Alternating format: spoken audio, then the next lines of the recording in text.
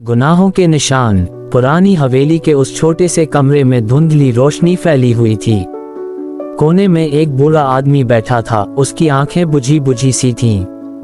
उसके कांपते हाथों में एक पुरानी तस्वीर थी जिस पर उंगलियों के हल्के निशान पड़ चुके थे। तस्वीर में एक मासूम बच्चा हंस रहा था।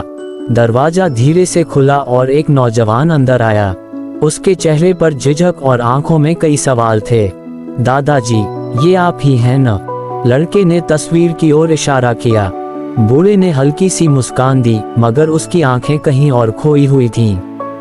हाँ, ये मैं ही हूँ, लेकिन अब पहचान में नहीं आता, उसने धीमे से कहा।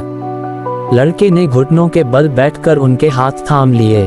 आप इतनी उदास क्यों रहते हैं? बूढ़े ने गहरी सांस ली। कभी कभी बीता वक्त हमारे साथ चलता रहता है, उसके निशान मिटते नहीं। लड़का ध्यान से सुनने लगा। बूढ़े ने कांपती आवाज में कहना शुरू किया। जब मैं तुम्हारी उम्र का था तब दुनिया मेरे लिए खेल का मैदान थी।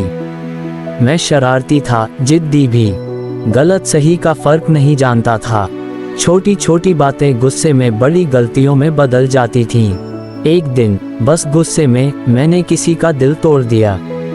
कमरे में सन्नाटा छा गया। लड़के ने धीरे से पूछा, फिर? बूढ़े की आंखों में आंसू आ गए। समय बीत गया, मैं बड़ा हो गया, पर वो एक गलती मेरे अंदर घर कर गई।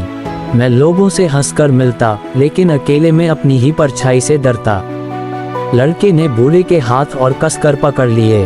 तुम जानते हो, बूढ़े ने कमजोर आवाज में कहा, कुछ गुनाह अदालत में नहीं, इंसान के दिल में सजा काटते हैं। मैं हर रात उन्हीं गलियों में भटकता हूँ जहाँ मैंने किसी का दिल दुखाया था, लेकिन कोई भी रास्ता मुझे माफी तक नहीं ले जाता। लड़का अब तक चुपचाप सुन रहा था। उसने धीरे से बूढ़े के आंसू पोंछे। दादाजी, क्या अगर वो इंसान आज भी होता तो आपको माफ कर देता? बूढ़े ने लंबी सांस ली और कहा, शायद, पर असली सवाल ये है कि मैं खुद को माफ कर सकता हूँ या नहीं। कमरे में फिर से सन्नाटा छा गया।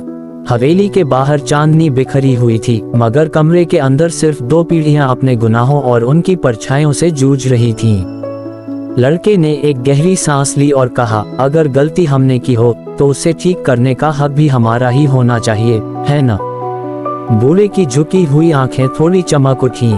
पहली बार ऐसा लगा कि अंधेरा थोड़ा हल्का हो गया है। शायद हर गुनाह का एक अंत होता है, या तो माफी से, या खुद से लड़कर खुद को माफ करने की हिम्मत से।